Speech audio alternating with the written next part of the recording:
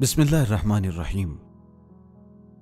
ساری تعریف اس اللہ کے لیے ہے جس نے اپنی تخلیق سے اپنے وجود کا، اپنی مخلوقات کے حادث ہونے سے اپنی ازلیت کا اور ان کی باہمی شباہت سے اپنے بے نظیر ہونے کا بتا دیا ہے۔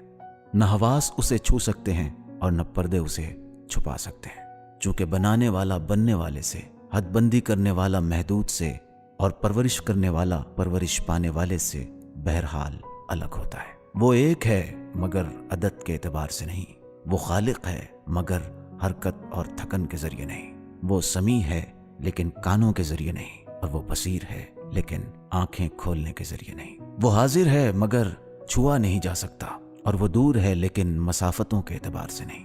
وہ ظاہر ہے لیکن دیکھا نہیں جا سکتا، اور وہ باطن ہے لیکن جسم کی لطافت کی بنا پر نہیں۔ وہ اشیاء سے الگ ہے اپنے قہر و غلبے اور قدرت و اختیار کی بنا پر، اور مخلوقات اس سے جداگانہ ہیں اپنے خضوع و خشوع اور اس کی بارگاہ میں بازگشت کی بنا پر۔ جس نے اس کے لیے الگ سے اوصاف کا تصور کیا، اس نے اسے عادات کی صف میں لا کھڑا کر دیا، اور جس نے ایسا کیا اس نے اسے حادثات بنا کر اس کی ازلیت کا خاتمہ کر دیا، اور جس نے یہ سوال کیا کہ وہ کیسا ہے، اس نے الگ سے اوصاف کی جستجو کی، اور جس نے یہ دریافت کیا کہ وہ کہاں ہے، اس نے اسے مکان میں محدود کر دیا۔ وہ اس وقت سے عالم ہے جب معلومات کا پتہ بھی نہیں تھا، اور اس وقت سے مالک ہے جب مملوکات کا نشان بھی نہیں تھا، اور اس وقت سے قادر ہے جب مقدورات پردہ عدم میں پڑے تھے۔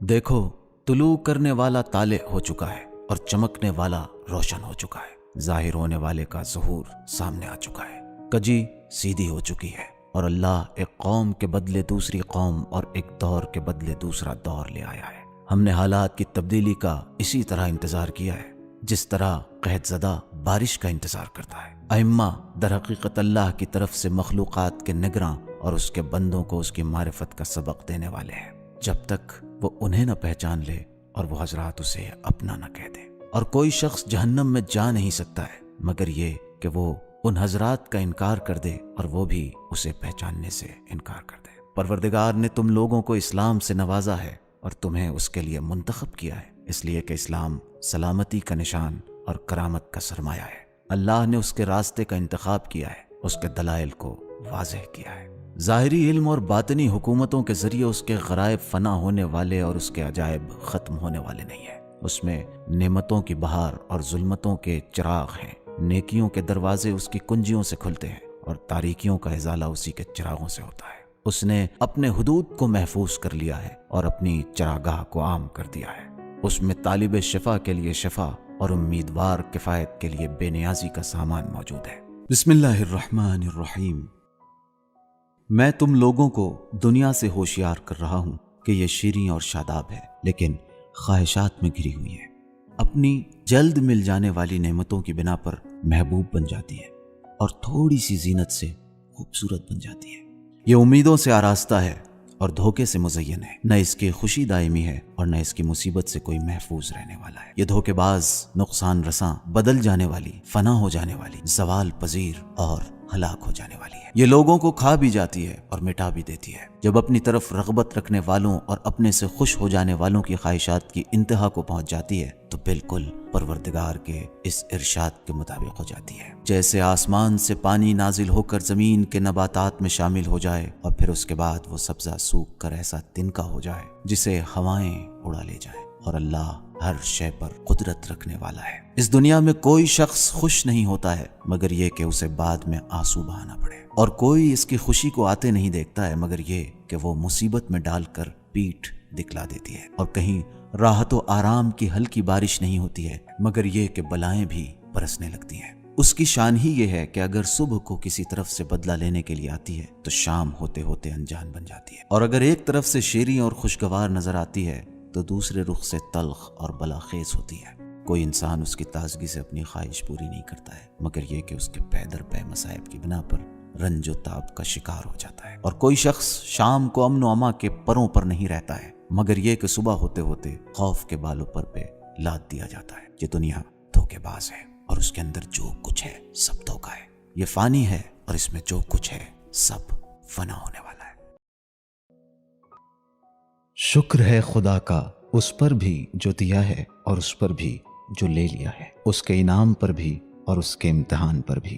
وہ ہر پوشیدہ چیز کے اندر کا بھی علم رکھتا ہے اور ہر پوشیدہ امر کے لیے حاضر بھی ہے۔ دلوں کے اندر چھپے ہوئے رازوں اور آنکھوں کی خیانت سب کچھ بخوبی جانتا ہے، اور میں اس بات کی گواہی دیتا ہوں کہ اس کے علاوہ کوئی خدا نہیں ہے، اور حضرت محمد صلی اللہ علیہ وآلہ وسلم اس کے بھیجے ہوئے رسول ہیں، اور اس گواہی میں باطن ظاہر سے اور دل زبان سے ہم آہنگ ہے۔ خدا کی قسم، وہ شے جو حقیقت ہے اور کھیل تماشا نہیں ہے، حق ہے اور جھوٹ نہیں ہے، وہ صرف موت ہے، جس کے بلانے والے نے اپنی آواز سب کو سنا دی ہے اور جس کا ہکانے والا جلدی مچائے ہوئے ہے۔ لہذا خبردار، لوگوں کی کثرت تمہارے نفس کو دھوکے میں نہ ڈال دے۔ تم دیکھ چکے ہو کہ تم سے پہلے والوں نے مال جمع کیا، مفلسی سے خوف زدہ رہے، انجام سے بے خبر رہے، صرف لمبی لمبی امیدوں اور موت کی تاخیر کے خیال میں رہے، اور ایک بارگی موت نازل ہو گئی اور اس نے انہیں وطن سے بے وطن کر دیا،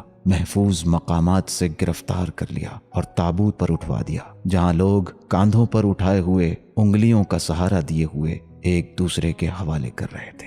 کیا تم نے ان لوگوں کو نہیں دیکھا جو لمبی لمبی امیدیں رکھتے تھے اور مضبوط مکان بناتے تھے اور بے تحاشا مال جمع کرتے تھے، کہ کس طرح ان کے گھر قبروں میں تبدیل ہو گئے اور سب کیا دھرا تباہ ہو گیا۔ اب مال و دولت وارثوں کے لیے ہے اور بیویاں دوسرے لوگوں کے لیے، جو نہ نیکیوں میں اضافہ کر سکتے ہیں اور نہ برائیوں کے سلسلے میں رضائے الہی کا سامان فراہم کر سکتے ہیں۔ یاد رکھو، جس نے تقوی کو شعار بنا لیا وہی آگے نکل گیا اور اسی کا عمل کامیاب ہو گیا۔ لہذا تقوی کے موقع کو غنیمت سمجھو اور جنت کے لیے اس کے اعمال انجام دے لو۔ یہ دنیا تمہارے قیام کی جگہ نہیں ہے، یہ فقط ایک گزرگاہ ہے کہ یہاں سے ہمیشہ رہنے کی جگہ کے لیے سامان فراہم کر لو۔ لہذا جلدی تیاری کرو اور سواریوں کو کوچ کے لیے اپنے سے قریب تر کر لو۔ دیکھو، نماز کی پابندی اور اس کی حفاظت کرو، زیادہ سے زیادہ نمازیں پڑھو اور اسے تقرب الہی کا ذریعہ قرار دو۔ یہ صاحبان ایمان کے لیے وقت کی پابندی کے ساتھ واجب کی گئی ہے۔ کیا تم نے اہل جہنم کا جواب نہیں سنا کہ جب ان سے سوال کیا جائے گا کہ تمہیں کس چیز نے جہنم تک پہنچا دیا ہے، تو کہیں گے کہ ہم نمازی نہیں تھے۔ یہ نماز گناہوں کو اس طرح جھاڑ دیتی ہے جس طرح درخت کے پتے جھڑ جاتے ہیں، اور اسی طرح گناہوں سے آزادی دلا دیتی ہے جس طرح جانور آزاد کیے جاتے ہیں۔ رسول اکرم صلی اللہ علیہ وآلہ وسلم نے اس کی تشبیہ اس گرم چشمے سے دی ہے جو انسان کے دروازے پر ہو اور وہ اس میں روزانہ 5 مرتبہ غسل کرے۔ ظاہر ہے کہ اس پر اس صورت میں کسی گندگی کے باقی رہ جانے کا امکان نہیں رہ جاتا۔ نماز کے حق کو واقعاً ان صاحبان ایمان نے پہچانا ہے جنہیں زینت متاع دنیا یا تجارت اور کاروبار، کوئی بھی چیز یاد پروردگار اور نماز و زکوٰۃ سے غافل نہیں بنا سکتی ہے۔ رسول اکرم صلی اللہ علیہ وآلہ وسلم اس نماز کے لیے اپنے کو زحمت میں ڈالتے تھے، حالانکہ انہیں جنت کی بشارت دی جا چکی تھی۔ چونکہ پروردگار نے فرما دیا تھا کہ اپنے اہل کو نماز کا حکم دو اور خود بھی اس کی پابندی کرو، تو آپ اپنے اہل کو حکم بھی دیتے تھے اور خود بھی زحمت برداشت کرتے تھے۔ اس کے بعد ان پر اس کتاب کو نازل کیا جس کی قندیل بجھ نہیں سکتی ہے اور جس کے چراغ کی لو مدھم نہیں پڑ سکتی ہے۔ وہ ایسا سمندر ہے جس کی تھا مل نہیں سکتی، اور ایسا راستہ ہے جس پر چلنے والا بھٹک نہیں سکتا ہے۔ ایسی شعاع جس کی ضوء تاریک نہیں ہو سکتی ہے، اور ایسا حق و باطل کا امتیاز جس کا برہان کمزور نہیں ہو سکتا ہے۔ ایسی وضاحت جس کے ارکان منہدم نہیں ہو سکتے ہیں، اور ایسی شفا جس میں بیماری کا کوئی خوف نہیں ہے۔ ایسی عزت جس کے انصار پسپا نہیں ہو سکتے ہیں، اور ایسا حق جس کے ساتھی بے یار و مددگار نہیں چھوڑے جا سکتے ہیں۔ یہ ایمان کا خزانہ و مرکز، علم کا چشمہ اور سمندر، عدالت کا باغ اور حوض، اسلام کا سنگ بنیاد اور اساس، حق کی وادی اور اس کا ہموار میدان ہے۔ یہ وہ سمندر ہے جسے پانی نکالنے والے ختم نہیں کر سکتے ہیں، اور وہ چشمہ ہے جسے پانی کھینچنے والے خشک نہیں کر سکتے ہیں۔ وہ گھاٹ ہے جس پر وارد ہونے والے اس کا پانی کم نہیں کر سکتے ہیں، اور وہ منزل ہے جس کی راہ پر چلنے والے مسافر بھٹک نہیں سکتے ہیں۔ وہ نشان منزل ہے جو راہ گیروں کی نظروں سے اوجھل نہیں ہو سکتا ہے، اور وہ ٹیلا ہے جس کا تصور کرنے والے آگے نہیں جا سکتے ہیں۔ پروردگار نے اسے علماء کی سیرابی کا ذریعہ، فقہا کے دلوں کی بہار، صلح کے راستوں کے لیے شاہراہ قرار دیا ہے۔ یہ وہ دوا ہے جس کے بعد کوئی مرض نہیں رہ سکتا، اور وہ نور ہے جس کے بعد کسی تاریکی کا امکان نہیں ہے۔ وہ رسی ہے جس کے حلقے مستحکم ہے، اور ایسی پناہ گاہ ہے جس کی بلندی محفوظ ہے۔ چاہنے والوں کے لیے عزت، داخل ہونے والوں کے لیے سلامتی، اقتدا کرنے والوں کے لیے ہدایت، نسبت حاصل کرنے والوں کے لیے حجت، بولنے والوں کے لیے برہان، اور مناظرہ کرنے والوں کے لیے شاہد ہے۔ بحث کرنے والوں کی کامیابی کا ذریعہ، اٹھانے والوں کے لیے بوجھ بانٹنے والا، عمل کرنے والوں کے لیے بہترین سواری، حقیقت شناسوں کے لیے بہترین نشانی، اور اسلحہ سجانے والوں کے لیے بہترین سپر ہے۔ فکر کرنے والوں کے لیے علم، اور روایت کرنے والوں کے لیے حدیث، اور قضاوت کرنے والوں کے لیے قطعی حکم اور فیصلہ ہے۔ اب اگر تم جنت کے ان نظاروں پر دل کی نگاہوں سے نظر ڈالو تو تمہارا نفس دنیا کی تمام خواہشوں، لذتوں اور زینتوں سے بیزار ہو جائے گا، اور تمہاری فکر ان درختوں کے پتوں کی سرسراہٹ میں گم ہو جائے گی جن کی جڑیں دریا کے کنارے خوشبودار مشک کے ٹیلوں میں دھسی ہوئی ہے، اور تم ان بڑی اور چھوٹی ٹہنیوں میں تر و تازہ موتیوں کے گچھوں کے لٹکنے اور سبز پتیوں کے غلافوں میں مختلف قسم کے پھلوں کے نکلنے کے نظاروں میں گم ہو جاؤ گے، وہی جنہیں بغیر کسی محنت کے حاصل کیا جا سکتا ہے، اور چننے والے کی چاہت کے مطابق وہ پھل خود سے آگے بڑھ آتے ہیں، اور جنت میں داخل ہونے والوں کے ارد گرد محلوں کے آنگنوں میں صاف و شفاف شہد اور پاک و پاکیزہ شراب کے دور چل رہے ہوں گے۔ وہاں وہ لوگ ہوں گے جن کی کرامتوں نے کھینچ کر انہیں ہمیشہ باقی رہنے والی منزل تک پہنچا دیا ہے، اور انہیں سفر کی سختیوں سے بچا لیا ہے۔ اے میری باتیں سننے والو، اگر تم لوگ اس منزل تک پہنچنے کی ٹھان لو جہاں یہ دلکش نظارے پائے جاتے ہیں، تو شوق کے مارے تمہاری جان ہی نکل جائے، اور اسے جلد سے جلد پا لینے کے لیے میری اس بزم سے اٹھ کر قبروں میں رہنے والوں کے پڑوسی بننے پر آمادہ ہو جاؤ گے۔ اللہ اپنی رحمت کے طفیل ہمیں اور تمہیں دونوں کو ان لوگوں میں قرار دے جو نیک بندوں کی منزل تک پہنچنے کے لیے جی توڑ کوشش کر رہی ہے۔ اصحاب پیغمبر میں شریعت کے امانت دار افراد اس حقیقت کو جانتے ہیں کہ میں نے ایک لمحے کے لیے بھی خدا اور رسول کی بات کو رد نہیں کیا، اور میں نے پیغمبر اکرم پر اپنی جان ان جگہوں پر قربان کی ہے جہاں بڑے بڑے سورما بھاگ کھڑے ہوتے ہیں اور ان کے قدم پیچھے ہٹ جاتے ہیں، صرف اس بہادری کی بنیاد پر جس سے پروردگار نے مجھے سرفراز فرمایا ہے۔ جب رسول خدا نے اس دنیا سے رحلت فرمائی تو ان کا سر میرے سینے پر تھا، اور ان کی پاکیزہ روح میرے ہاتھوں پر جدا ہوئی ہے، تو میں نے اپنے ہاتھوں کو چہرے پر مل لیا، میں نے ہی آپ کو غسل دیا اس عالم میں کہ ملائکہ میرا ہاتھ بٹا رہے تھے، اور گھر کے اندر اور باہر ایک کوہرام برپا تھا، فرشتوں کا ایک گروہ نازل ہو رہا تھا اور ایک واپس جا رہا تھا، وہ سب آپ پر نماز جنازہ پڑھ رہے تھے، اور میں مسلسل ان کی دھیمی آوازیں سن رہا تھا، یہاں تک کہ میں نے ہی حضرت کو سپرد لحد کیا۔ تو اب بتاؤ کہ ان کی زندگی اور موت کے وقت مجھ سے زیادہ ان سے کون قریب ہے؟ لہذا اپنی بصیرت اور سچی نیت کے ساتھ آگے بڑھو اور اپنے دشمن سے جہاد کرو۔ قسم ہے اس پروردگار کی جس کے علاوہ کوئی خدا نہیں ہے کہ میں حق کے راستے پر ہوں اور وہ لوگ باطل کی گمراہی میں ہیں۔ میں جو کہہ رہا ہوں وہ تم سن رہے ہو، اور میں اپنے اور تمہارے دونوں کے لیے خدا کی بارگاہ میں استغفار کر رہا ہوں۔ رسول خدا کے انتقال کے بعد میں نے دیکھا کہ سوائے میرے گھر والوں کے کوئی میرا مددگار نہیں ہے، تو میں نے انہیں موت کے منہ میں دھکیلنے سے گریز کیا، اور اس حال میں چشم پوشی کی کہ آنکھوں میں گرد و غبار تھا۔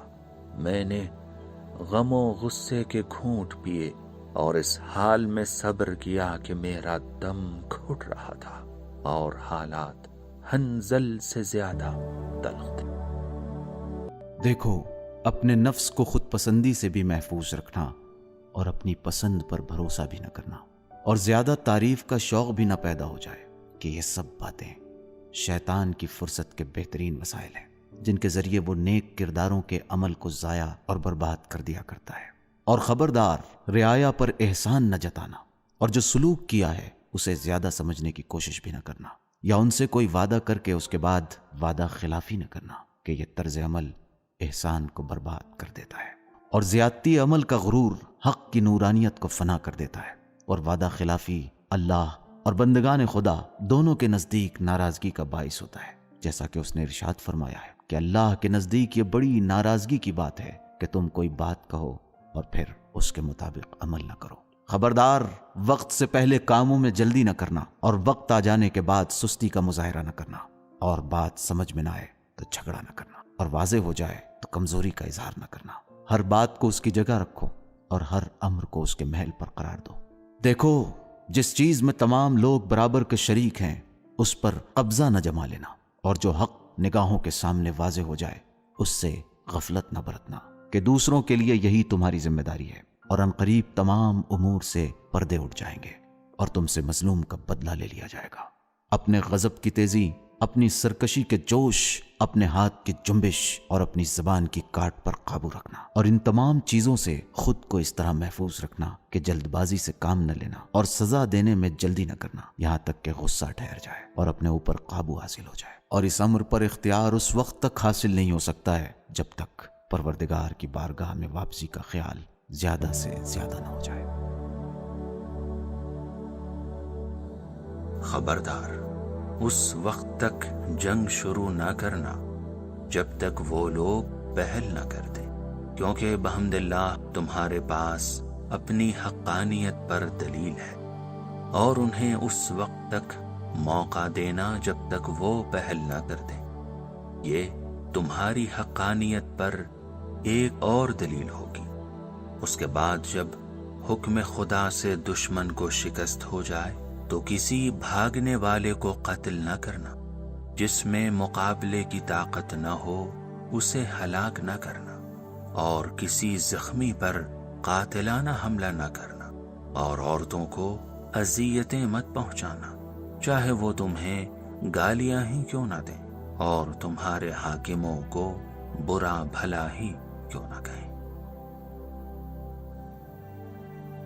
بابیا، تم نے مجھے جنگ کی دعوت دی ہے تو بہتر یہ ہے کہ لوگوں کو الگ کر دو اور تم خود میدان میں آ جاؤ۔ دونوں طرف کے لوگوں کو جنگ سے معاف رکھو اور آؤ ہم تم آمنے سامنے مقابلہ کر لیں، تاکہ تمہیں معلوم ہو جائے کہ کس کے دل پر زنگ لگ گیا ہے اور کس کی آنکھوں پر پردے پڑے ہوئے ہیں۔ میں وہی ابو الحسن ہوں جس نے جنگ بدر کے دن تمہارے نانا، ماموں اور بھائی کا سر توڑ کر خاتمہ کیا تھا، اور ابھی بھی وہی تلوار میرے پاس ہے، اور میں اسی بہادر دل کے ساتھ دشمن کا مقابلہ کروں گا۔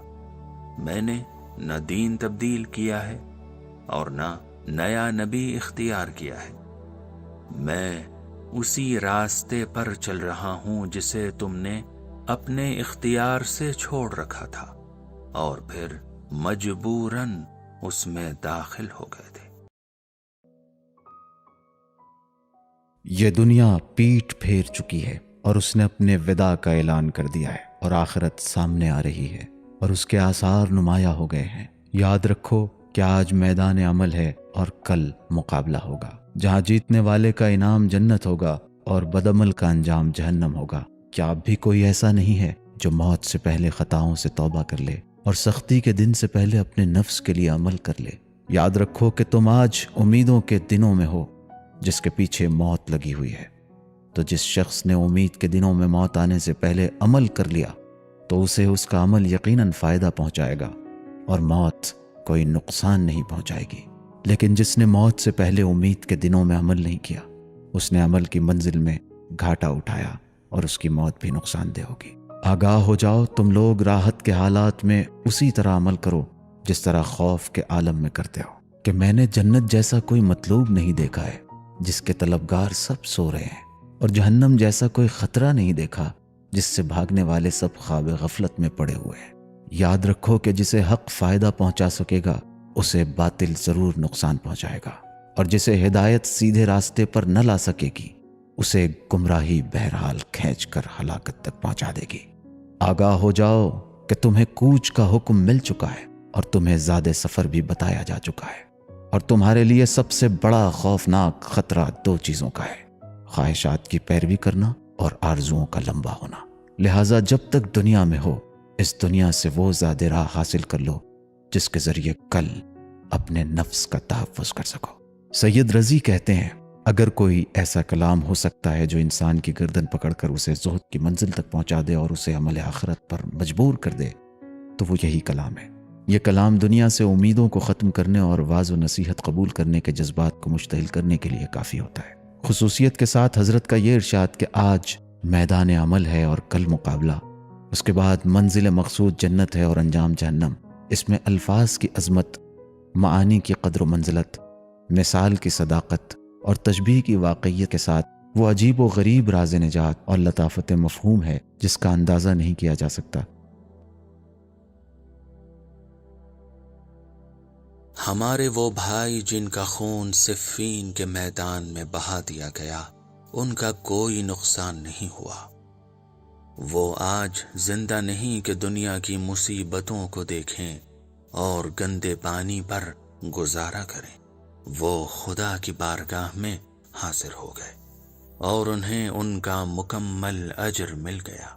مالک نے انہیں خوف کے بعد امن و امان کی منزل میں داخل کر دیا۔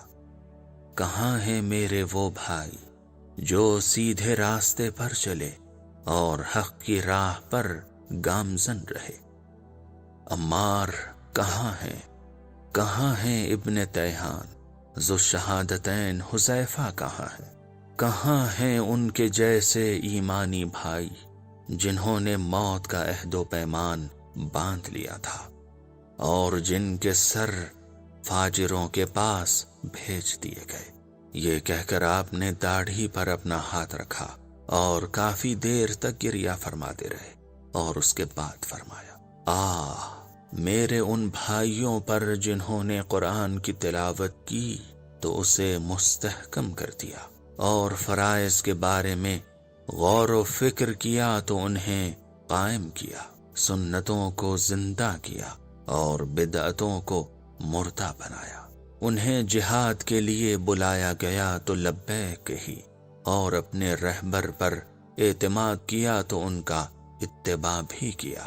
اس کے بعد بلند آواز سے پکار کر فرمایا، جہاد جہاد، اے اللہ کے بندو آگاہ ہو جاؤ کہ میں آج اپنی فوج تیار کر رہا ہوں۔ اگر کوئی خدا کی بارگاہ کی طرف جانا چاہتا ہے تو نکلنے کے لیے تیار ہو جائے۔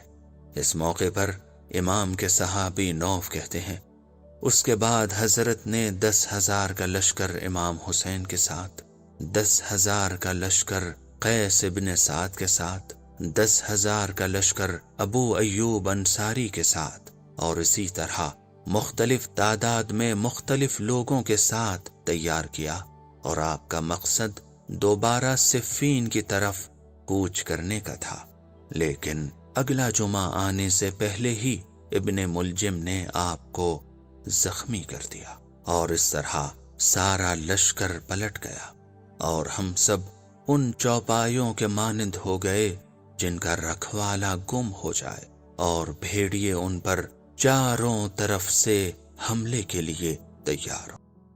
بسم اللہ الرحمن الرحیم۔ اللہ گواہ ہے کہ میرے لیے سعدان کی خاردار جھاڑی پر جگ کر رات گزار لینا یا زنجیروں میں قید ہو کر کھینچا جانا اس بات سے زیادہ بہتر ہے کہ میں روز قیامت پروردگار سے اس عالم میں ملاقات کروں کہ کسی بندے پر ظلم کر چکا ہوں یا دنیا کے کسی معمولی مال کو غصب کیا ہو۔ بھلا میں کسی شخص پر بھی اس نفس کے لیے کس طرح ظلم کروں گا جو فنا کی طرف بہت جلد پلٹنے والا ہے اور زمین کے اندر بہت دنوں رہنے والا ہے۔ اللہ کی قسم، میں نے عقیل کو خود دیکھا ہے کہ انہوں نے فقر و فاقے کی بنا پر تمہارے حصے کے گندم میں سے 3 کلو کا مطالبہ کیا تھا، جبکہ ان کے بچوں کے بال غربت کی بنا پر پراکندا ہو چکے تھے اور ان کے چہروں کے رنگ یوں بدل چکے تھے جیسے انہیں تیل چھڑک کر سیاہ بنایا گیا ہو، اور انہوں نے مجھ سے بار بار تقاضا کیا اور مکرر اپنے مطالبے کو دہرایا، تو میں نے ان کی طرف کان دھر دیے اور وہ یہ سمجھے کہ شاید میں دین بیچنے اور اپنے راستے کو چھوڑ کر ان کے مطالبے پر چلنے کے لیے تیار ہو گیا ہوں۔ لیکن میں نے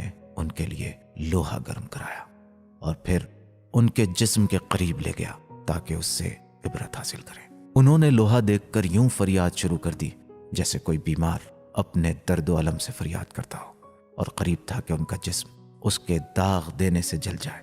تو میں نے کہا، رونے والیاں آپ کے غم میں روئیں۔ اے عقیل، آپ اس لوہے کی حدت سے فریاد کر رہے ہیں جسے ایک انسان نے فقط ہنسی مذاق میں تپایا ہے، اور مجھے اس آگ کی طرف کھینچ رہے ہیں جسے خدا جبار نے اپنے غضب کی بنیاد پر بھڑکایا ہے۔ آپ اذیت سے فریاد کریں اور میں جہنم سے فریاد نہ کروں۔ اس سے زیادہ تعجب خیز بات یہ ہے کہ ایک رات ایک شخص، اشعث بن قیس، میرے پاس شہد میں گندھا ہوا حلوہ برتن میں رکھ کر لایا، جو مجھے اس قدر ناگوار تھا جیسے سانپ کے تھوک یا قے سے گوندا گیا ہو۔ میں نے پوچھا کہ یہ کوئی انعام ہے یا زکوٰۃ یا صدقہ جو ہم اہل بیت پر حرام ہے؟ اس نے کہا کہ یہ کچھ نہیں ہے، یہ فقط ایک ہدیہ ہے۔ میں نے کہا کہ پسر مردہ عورتیں تجھ کو روئیں، تو دین خدا کے راستے سے آ کر مجھے دھوکہ دینا چاہتا ہے۔ تیرا دماغ خراب ہو گیا ہے یا تو پاگل ہو گیا ہے یا ہذیان بک رہا ہے، آخر ہے کیا؟ اللہ گواہ ہے کہ اگر مجھے 7 اقلیم کی حکومت تمام زیر آسمان دولتوں کے ساتھ دے دی جائیں اور مجھ سے یہ مطالبہ کیا جائے کہ میں کسی چیونٹی پر صرف اس قدر ظلم کروں کہ اس کے منہ سے اس چھلکے کو چھین لوں جو وہ چبا رہی ہے، تو ہرگز ایسا نہیں کر سکتا ہوں۔ یہ تمہاری دنیا میری نظر میں اس پتی سے زیادہ بے قیمت ہے جو کسی ٹڈی کے منہ میں ہو اور وہ اسے چبا رہی ہو۔ بھلا علی کو ان نعمتوں سے کیا واسطہ جو فنا ہو جانے والی ہیں، اور اس لذت سے کیا تعلق جو باقی رہنے والی نہیں ہے۔ میں اللہ کی پناہ چاہتا ہوں عقل کے خواب غفلت میں پڑ جانے اور لغزشوں کی برائیوں سے، اور اسی سے مدد کا طلبگار ہوں۔ یاد رکھو، میرے بعد تمہارے سامنے وہ زمانہ آنے والا ہے جس میں کوئی شے حق سے زیادہ پوشیدہ اور باطل سے زیادہ نمایاں نہ ہوگی۔ سب سے زیادہ رواج اللہ اور رسول پر آفت کا ہوگا، اور جیسی اس کی تلاوت کی جانی چاہیے اگر ویسی تلاوت کی جائے، پھر بھی اس زمانے والوں کے نزدیک کتاب خدا سے زیادہ بے قیمت کوئی شے نہ ہوگی۔ اس سے زیادہ فائدہ مند پونجی کوئی نہ ہوگی اگر اس کے مفاہیم کو ان کی جگہ سے ہٹا دیا جائے۔ شہروں میں منکر سے زیادہ معروف اور معروف سے زیادہ منکر کچھ نہ ہوگا۔ حاملان کتاب کو چھوڑ دیں گے اور حافظان قرآن کو بلا دیں گے۔ کتاب اور اس کے واقعی اہل شہر بدر کر دیے جائیں گے، اور دونوں ایک ہی راستے پر اس طرح چلیں گے کہ کوئی پناہ دینے والا نہ ہوگا۔ کتاب اور اہل کتاب اس دور میں لوگوں کے درمیان رہیں گے لیکن واقعاً نہ رہیں گے، انہی کے ساتھ رہیں گے لیکن حقیقتاً الگ رہیں گے، اس لیے کہ گمراہی ہدایت کے ساتھ نہیں چل سکتی ہے چاہے ایک ہی مقام پر رہے۔ لوگ جدا رہنے کی جگہ پر متحد ہو گئے اور متحد ہونے کی جگہ پر ایک دوسرے سے جدا ہو گئے، جیسے یہی قرآن کے پیشوا ہے اور قرآن ان کا پیشوا نہیں ہے۔ اب ان کے پاس صرف قرآن کا نام باقی رہ گیا ہے اور وہ صرف اس کی کتابت اور عبارت کو پہچانتے ہیں، اور بس۔ سبیل میڈیا، قرآن و اہل بیت کا راستہ، کامیابی کا راستہ۔